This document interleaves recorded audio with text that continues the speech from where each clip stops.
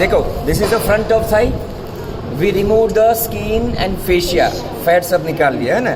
Basically front of Thai में हमें 5 muscle देखने हैं. एक है सार्टोरियस और quadriceps femoris. In quadriceps femoris there are 4 muscle. One is rectus femoris, vastus medialis, vastus intermedialis, vastus lateralis. अब देखो ये जो मसल है जो मैंने हाथ में पकड़ा है, this is your sartorius muscle. જે મારા હાથમાં દેખાય છે એ તમારા ફ્રન્ટ ઓફ થાઈને ક્રોસ કરે. અહીંથી શરૂ થાય તમારા હિપ બોનમાંથી અને અહીંયા ક્રોસ કરીને થાઈમાંથી અહીંયા આવશે તમારા મીડિયલ કોન્ડાઇલ ઓફ યોર ટીબિયા. તમારા ટીબિયામાં ઇન્સર્ટ થાય. એટલે સમજો આ જે મસલ છે સાર્ટોરિયસ મસલ છે, it will start from hip joint and end in the tibia. Femur ઉપર એની અટેચમેન્ટ છે નહીં, એટલે યુ કેન લિફ્ટ, તમે હાથમાં પકડી શકો છો. બરાબર. અચ્છા, what is the meaning of સાર્ટોરિયસ?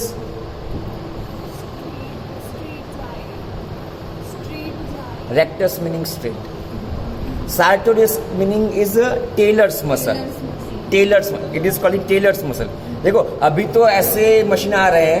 પહેલાં આવા મશીન છે, પહેલાં આવા મશીન નહોતા આવતા. પહેલાં બેસીને આમ પગ દબાવીને કરવાનું આવતું ને. એટલે એમાં શું હોય, દેખો આ ધારો કે મસલ છું આમ ખેંચું તો શું થશે, આ નીનું ફ્લેક્શન થશે ને હિપનું ફ્લેક્શન થશે. બોથ શુડ બી ફ્લેક્સ, બંનેનું ફ્લેક્શન થશે. એટલે જ્યારે પહેલાંના જમાનામાં દરજી માટે એવું મશીન આવતું હતું કે બેસીને તમારે આમ કરવું પડે. બરાબર. એટલે આ નામ ગ્રીક લેટિનવાળાએ પાડ્યું છે. એમને એવું લાગતું હતું કે ભગવાને આ મસલ ખાલી દરજીઓ માટે બનાવ્યું છે, એટલે નામ આપ્યું tailor's muscle. That's is sartorius muscle. This is your sartorius muscle. Front of થાઈમાં તમને જે ક્રોસ કરતું મસલ દેખાય અહીંથી અહીંયા, that is your sartorius muscle. Clear? Now see here again if I can lift one more muscle. દેખાય છે?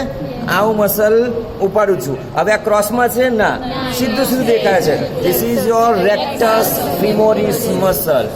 This is also muscle with starts or origin into the hip bone and end into the patella. આ પણ ફીમરમાં કે attach છે નહીં, so you can easily lift it. Okay, one sartorius and one is a rectus femoris. This is our rectus femoris muscle. Alright, and there are 3 vastus muscle: vastus medialis, vastus intermedialis, vastus lateralis. એ દરેકનું origin થાય femur ઉપરથી, એટલે તમે એને lift ના કરી શકો ને. This is our vastus medialis, this is our vastus lateralis and this આની નીચે જે છે વાસ્ટસ ઇન્ટરમીડિયાલિસ. વાસ્ટસ મીડિયાલિસ, વાસ્ટસ ઇન્ટરમીડિયાલિસ, વાસ્ટસ લેટરાલિસ બધાનું ઇન્સર્શન ક્યાં થાય? On to the patella. એટલે બધા ભેગા થઈને પટેલામાં આવે. આઈડિયલી ના કહી શકાય, પણ ઉત્ક્રાંતિની રીતના જોવા જઈએ તો પહેલાં આ મસલ અહીંયા એન્ડ થતું હતું, પણ પછી વચ્ચે એમાં બોન બની ગયું. સિસામોઇડ બોન નામ સાંભળ્યું છે? જે મસલમાં બને. સો પટેલા ઇઝ સિસામોઇડ બોન, હે ને. એટલે આ ટેન્ડન છે કે અહીંયા હતું, પણ પછી અહીંયા આમાં ટેન્ડનમાં તમારું બોન શરૂ થઈ ગયું. That is your patella. અમુક કેસમાં ફિબ્યુલાની બાજુમાં ટેન્ડનમાં પણ એને કે ફિબ્યુલા કહીએ છીએ, ફેબેલા કહીએ છીએ આપણે, પણ અમુકમાં હોય અમુકમાં નહીં હોતું, એવું બધું હોય છે. બરાબર. Okay, so this is the 5 muscle of your front of thigh. This is the sartorius muscle. This is the rectus femoris muscle.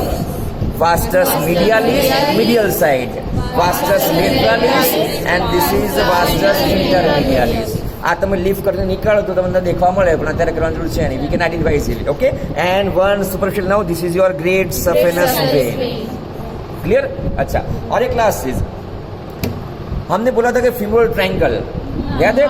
Femoral triangle की बाउंड्री बोलता हूँ. फीमोरल ट्रायंगल की बाउंड्री होती है, एक तरफ होगा सार्टोरियस, एक तरफ होगा इंग्वाइनल लिगामेंट और एक तरफ होगा एडक्टर लॉन्गस मसल. देखो आज से આપણું સાર્ટોરિયસ મસલ, હજી આપણે અહીંયા ડિસેક્શન કર્યું નથી, પણ this is એડક્ટર લોંગસ muscle.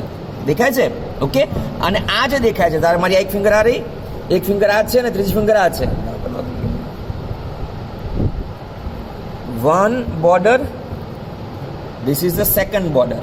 Okay, and this is the inguinal ligament. So this whatever you can see, આ તમને જે દેખાય છે triangle, this is your femoral triangle. એની બાઉન્ડ્રીઝ લેટરલી શું આવશે? સાર્ટોરિયસ ની મિડિયલ બોર્ડર. કે આ બાજુ એડક્ટર લોંગસ ની પણ મિડિયલ બોર્ડર.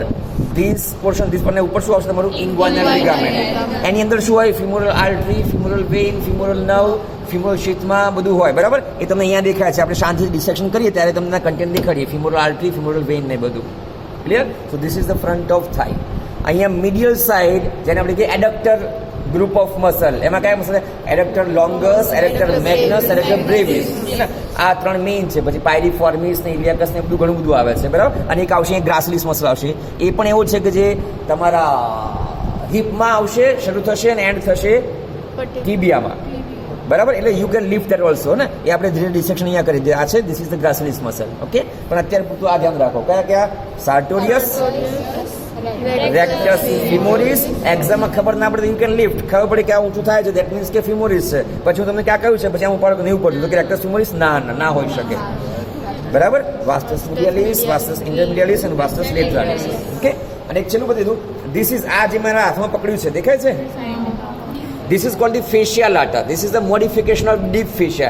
Deep fascia નું મોડિફિકેશન છે અને બહુ સ્ટ્રોંગ હોય આ સાઈડ લેટરલી, એના કામ બહુ કરે. આના બેઝિકલી બે ઇમ્પોર્ટન્ટ કામ છે કે આ જે ફેશિયા લાટા છે એ તમારા બે મસલને એટેચમેન્ટ આપે. એક છે અહીંથી આવશે તમારું ટેન્સર ફેશિયા લાટા, અને એક બીજું પાછળથી મસલ આવે ગ્લુટિયસ મેક્સિમસ, એના થોડા ફાઈબર અહીંયા એટેચ થાય છે. ઓકે, એ ઇમ્પોર્ટન્ટ છે. અને બીજું તમારે જ્યારે સ્ટેબિલિટી માટે, તમારે ની જોઈન્ટની સ્ટેબિલિટી માટે પણ આ જરૂરી છે. આઈધર આને કહીએ આપણે ઇલિયોટ્રિબલ ટ્રેક કહીએ, આપણે iliotibial tract, or you can say fascia lata. Okay, muscle છે ટેન્સર ફેશિયા લાટા અને ગ્લુટિયસ મેક્સિમસ.